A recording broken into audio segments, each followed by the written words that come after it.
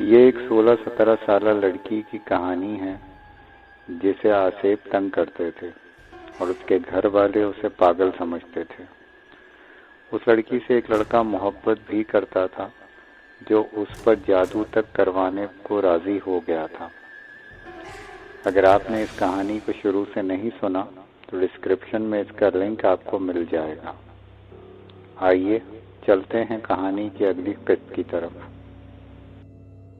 شگفتہ اپنا اصل دشمن اسے ہی سمجھتی تھی، جس کی وجہ سے اسے آج یہ دن دیکھنے پڑ رہے تھے۔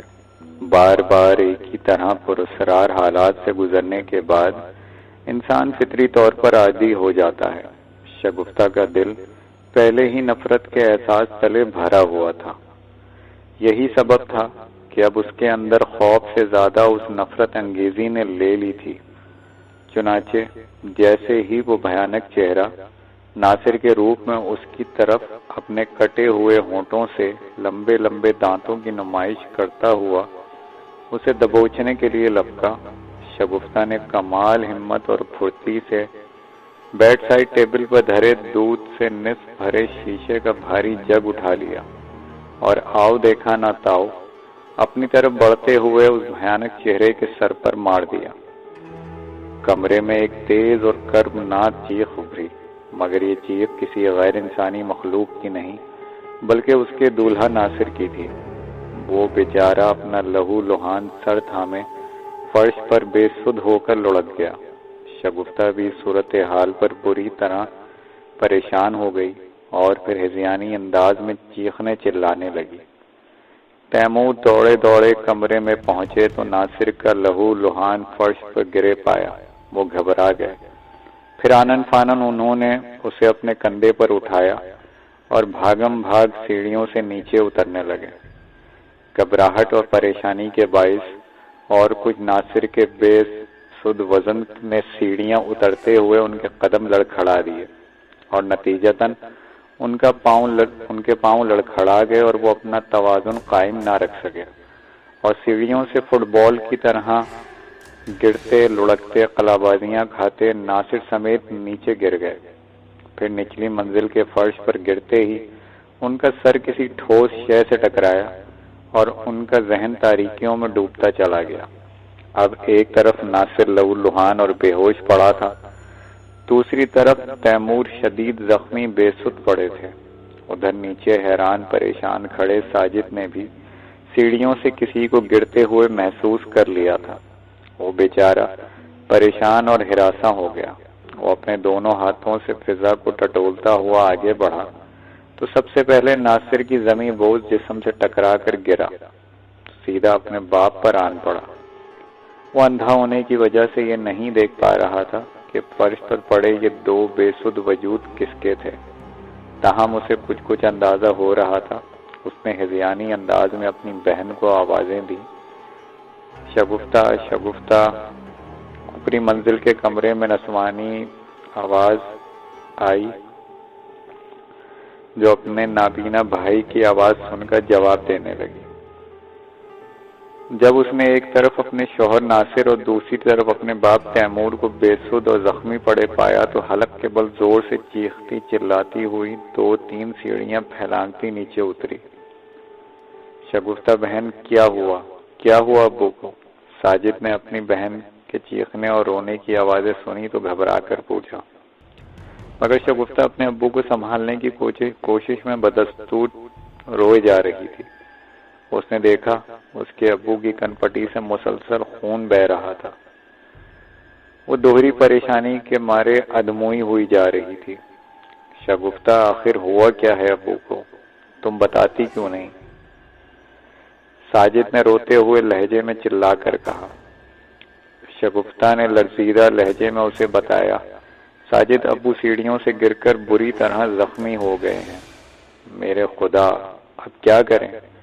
میری تو کچھ سمجھ میں نہیں آ رہا۔ یہ کہہ کر وہ پھوٹ پھوٹ کر روتی۔ اب تو ساجد کے بھی ہوش اڑ گئے۔ شگفتہ نے اسے مختصر بتا دیا تھا کہ کس طرح اس کے ابو بے ہوش ہوئے ناصر کو اسپتال پہنچانے کے لیے اسے کندھوں پر اٹھائے سیڑھیاں اترتے ہوئے گرے تھے۔ ساجد شدید بے بسی محسوس کرنے لگا۔ اسے آج اپنی مجبوری کا بری طرح احساس ہو رہا تھا اور وہ کچھ نہیں کر پا رہا تھا۔ بھائی ہمیں کچھ کرنا ہوگا، ابو کا خون بہت تیزی سے بہہ رہا ہے۔ ساجد بولا، بہن ایسا کرتے ہیں کہ باہر نکل کے چیخو پکار کرتے ہیں، مجھے یقین ہے کہ لوگ ہماری مدد کو آ جائیں گے۔ پھر دونوں بہن بھائی یہ ارادہ کر کے کوٹھی سے باہر اندھیری سڑک پر آ گئے۔ انہوں نے مدد کے لیے چیخنا چلانا شروع کر دیا، لیکن کوئی بھی ان کی مدد کے لیے نہ آیا۔ چند لوگ اکٹھے تو ہوئے، مگر جب شگفتہ نے انہیں پریشانی کی اصل وجہ بتائی تو وہ بھی کترا کر کھسک لیے۔ اب تو یہ دونوں اور بھی پریشان ہو گئے۔ بھائی اب کیا ہوگا، کوئی ہماری مدد نہیں کر رہا، اب تو بہت زخمی ہے، شگفتہ نے رندھے ہوئے لہجے میں ساجد سے کہا۔ وہ بیچارہ نابینا کیا کرتا، وہ خود دوسروں کا محتاج ہو کر رہ گیا تھا، مگر اس کے ذہن میں فوراً ایک خیال آیا۔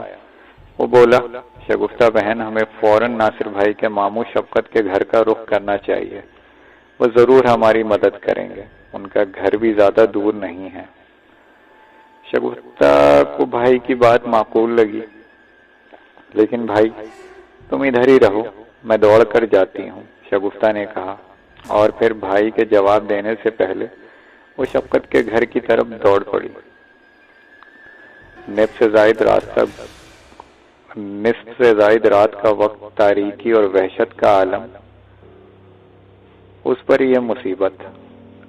ان عوامل میں شگفتہ کو تاریک اور ویران سڑک پر دوڑنے پر مجبور کر دیا تھا۔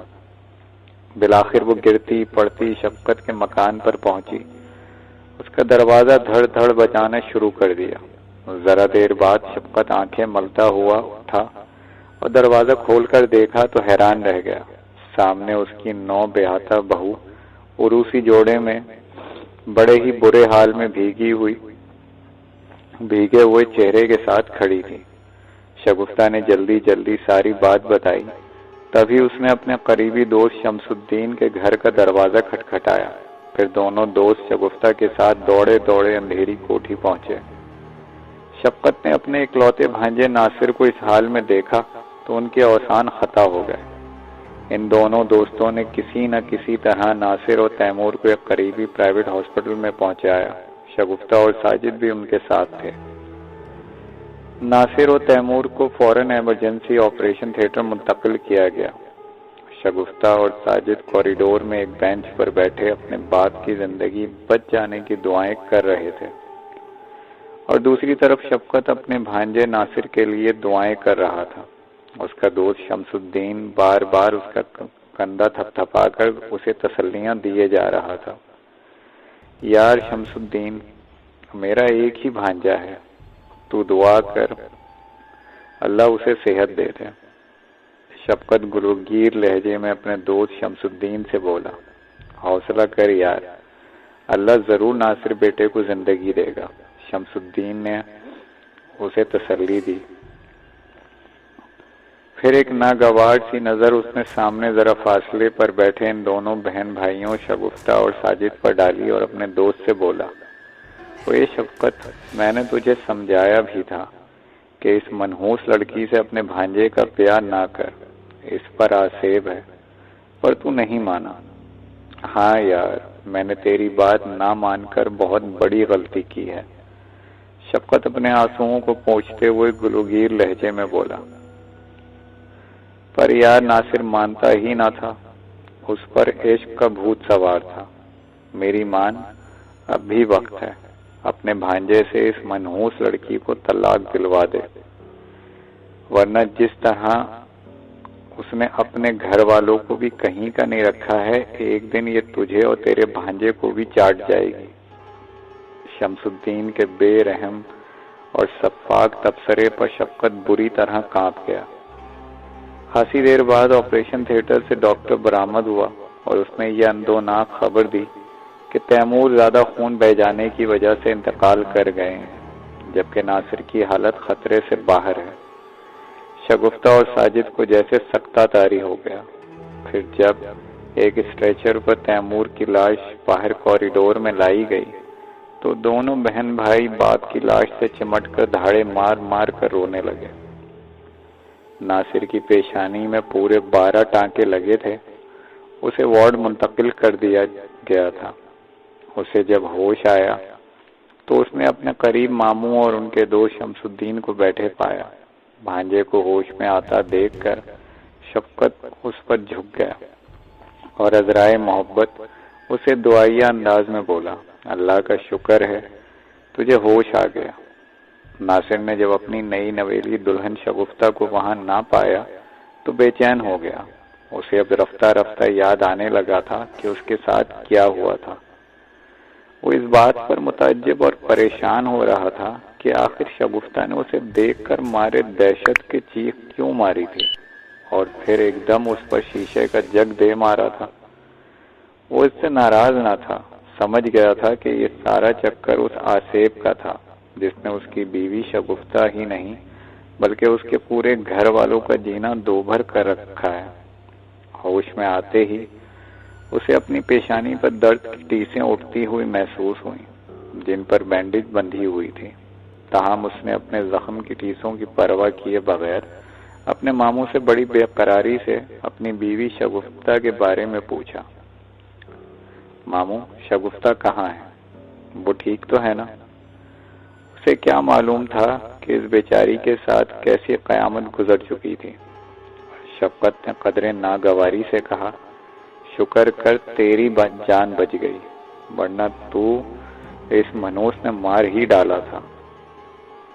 مگر وہ ہے کہاں؟ مجھے لے چلو اس کے پاس۔ ناصر بے قرار ہو گیا۔ اسی اثنا میں 2 پولیس والے اندر داخل ہوئے۔ ان میں سے ایک وردی کے اعتبار سے سب انسپکٹر نظر آ رہا تھا۔ شفقت نے اپنے دوست شمس الدین کے مشورے پر ناصر سے کہا، بیٹے پہلے پولیس کو اپنا بیان لکھوا دے، پھر گھر چلتے ہیں، شگفتہ بھی وہیں ہے۔ پھر وہ سب انسپکٹر سے بولا، انسپکٹر صاحب آپ بیان لے لیں۔ ہاں بھائی کیا ہوا تھا تمہارے ساتھ؟ سب انسپکٹر نے سنجیدہ لہجے میں ناصر کی طرف دیکھ کر پوچھا۔ تو ناصر ذرا سوچنے لگا۔ وہ کیسے بتاتا کہ اس کی بیوی شگفتہ نے اسے اس حال تک پہنچا دیا ہے۔ ادھر اپنے بھانجے کو سوچ میں پا کر شفقت نے بڑی چالاکی کے ساتھ اپنے بھانجے ناصر سے کہا، انسپکٹر صاحب کو صاف صاف بتا دے کیونکہ یہ بات چھپ نہیں سکتی، اس طرح مزید مصیبت میں نہ پڑ جائیں۔ شگفتہ بیٹی کا کیا قصور؟ یہ تو اس آصف کی کارستانی ہے۔ سادہ لو ناصر اپنے ماموں کی باتوں میں آ گیا اور اس نے سب انسپکٹر کو ساری بات سچ سچ بتا دی کہ کس طرح اچانک اس کی بیوی شگفتہ نے اسے زخمی کر ڈالا تھا۔ لیکن انسپکٹر صاحب اس میں میری بیوی کا کوئی قصور نہیں، وہ بیچاری کسی آصف کا شکار ہے۔ ساری بات بتانے کے بعد ناصر نے شگفتہ کا دفاع کرنا چاہا۔ سب انسپکٹر جس کا نام بشیر علی تھا طنزیہ لہجے میں بولا، ناصر تمہاری بیوی پر کوئی آصف واسف نہیں ہے، وہ پاگل ہے۔ اسے اگر بہت پہلے تیمور صاحب پاگل خانے میں داخل کروا دیتے تو نہ اس کی ماں مرتی، نہ اس کا بھائی ساجد اندھا ہوتا، نہ ہی خود تیمور صاحب ہلاک ہوتے۔ کیا انکل کیا ہوا انہیں؟ ناصر یکلخت ہراساں لہجے میں بولا۔ شفقت اور شمس الدین نے پہلے ہی سب انسپکٹر بشیر علی کو ساری پٹی پڑھا دی تھی، اس لیے وہ کوئی جواب دیے بغیر ناصر کا بیان لینے کے بعد چلا گیا۔ بعد میں ناصر کو پتہ چلا کہ تیمور کا انتقال کیسے ہوا۔ ادھر شفقت کو اس بات کا اچھی طرح اندازہ ہو چکا تھا کہ اس کا بھانجا ناصر شگفتہ کو کسی صورت طلاق نہیں دے گا، کیونکہ وہ اس سے بے اندازہ محبت کرتا تھا۔ لہذا اس نے ایک دوسرا طریقہ نکالا۔